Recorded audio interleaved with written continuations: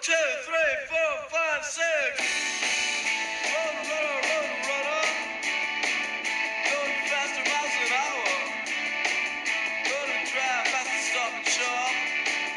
With the radio on. I'm in love with Massachusetts. And the neon when it's cold outside. And the highway when it's late at night. Got the radio on. Hey y'all, Bipolar Mechanic, Camillus Robinson here. We are at the Elkhart Audio Collection, Sotheby's auction here. A Elkhart, Indiana-based CEO had accumulated net worth of about $100 million. He was taken down on some fraud charges, and $100 million net worth, and owing his creditors about $124 million. Do the math, he's ended up has to liquidate his $30,000 to $40,000 car collection. It's a pretty eclectic group. We'll walk around, see what we see. We've got masks, we've got people all over, and we're going to take a look at a few cars we have right now. Enjoy.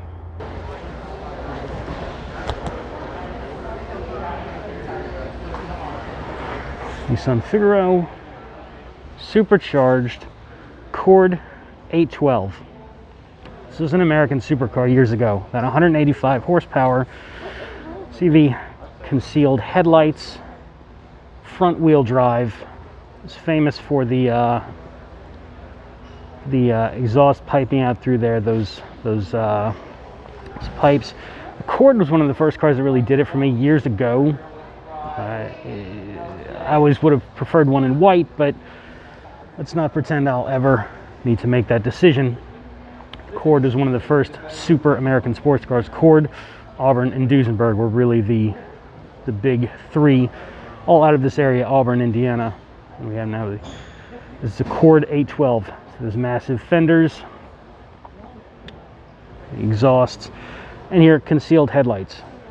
And this is 1937. So concealed headlights, leather interior, front wheel drive, 185 horsepower, supercharger, 1937.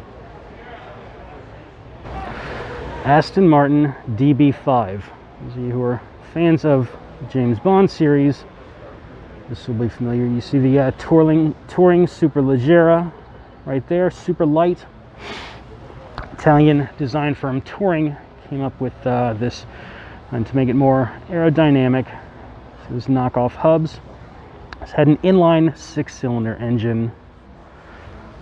Let me get a good angle without stepping on anything that might lose my house.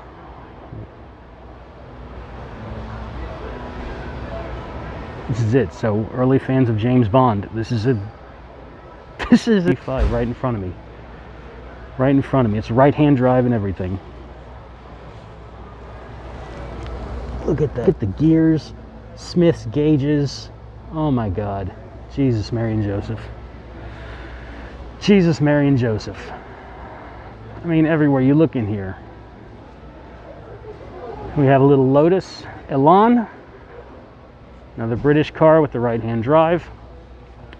Lotus was a sports car manufactured by Colin Chapman. And for their light, tight handling, exceptionally light cars, bouncing around, they still are.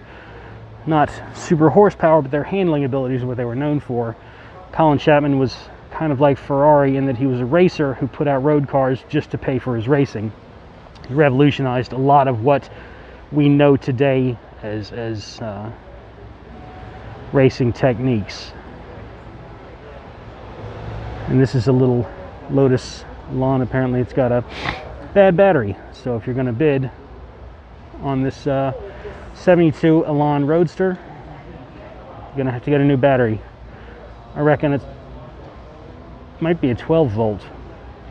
But you can see the flared fenders, wheels, very tight handling. This is a 71 or 72 Pantera. See the small bumperettes? Those were discontinued in 72, so they could have been added afterwards. This is a 72. He's got the string across. It's an American muscle car created by Tom Tejada, was the designer. As a 351 Ford Cleveland engine. Alejandro de Tomaso, race car driver, was constantly bopping around, failing at creating his own car companies. So when he decided he wanted to set up a pseudo-Italian, he did what probably a lot of Italians should have done in the day, and no disrespect to Ferrari, but he used a more reliable American engine. If you talk to a lot of car collectors right now, they will praise American engines, if not American cars. But the Pantera was sold in Ford dealerships years ago. And yellow is my favorite color. On the other side there, you see a Lancia Aurelia B2. Now, what was incredible about the Lancia is that Lancia created the V6 engine. Lancia Aurelia for the B2, the B20 coupe. Lancia created the V6 engine. Prior to this, they were all inline sixes. Lancia came along and said, you know, we will set up in 6 cylinders in a V formation. And so it's pretty revolutionary at the time. It wasn't being done. Now there are some manufacturers who actually chop the tops of B20s. Oh my God.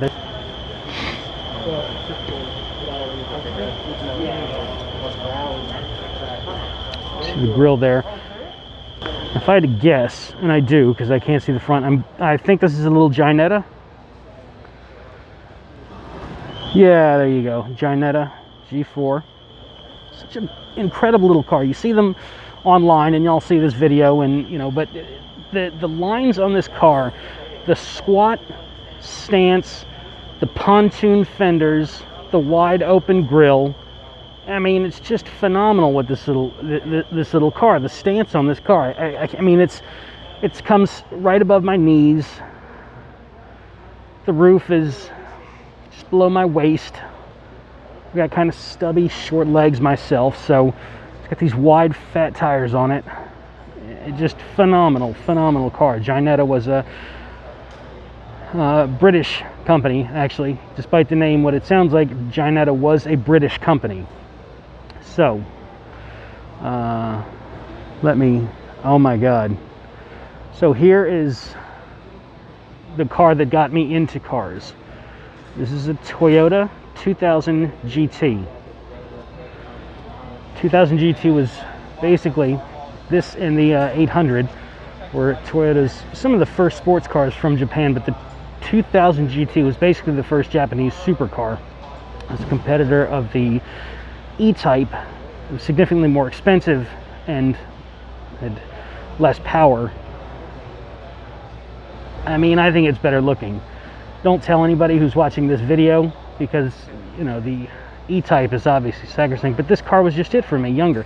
I think we take it for granted that the EType is such a beautiful machine that there could be anything else in the same ballpark is just it's incomprehensible. So when you see a car that matches up to something like the EType coming out of Japan in the 60s, just incredible. But when you think about cars like the EType and cars like the 2000 GT, and they're barely 20 years out of the war, out of massive world wars, destroyed both their home countries, it's pretty phenomenal they were able to do this anyway. And the same thing with Italy, to come up with these cars like this and as part of the rebuilding effort after the World War, the Second World War. If you want comparison, we have here an EType Series 1 4.2. For those of you who wonder how to tell the difference between a Series 1 and a 2 and a 3,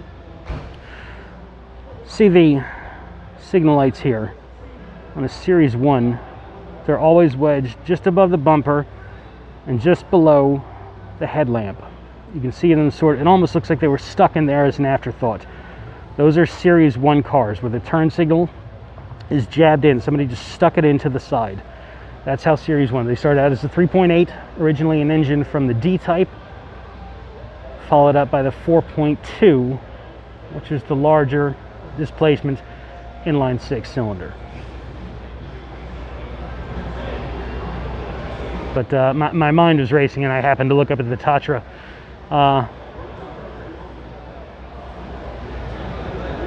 1948 Tatra. I don't really know much about Tatras. I know that this is a massive sedan with beautiful instrumentation. I like the gear shift. It's flat, so I really can't rattle off as much about Tatra, but he does have a couple of them. I'm guessing this is the later car. You see the streamlined fin there, which is just incredible. Incredible. You have the side vents for cooling the engine, I presume.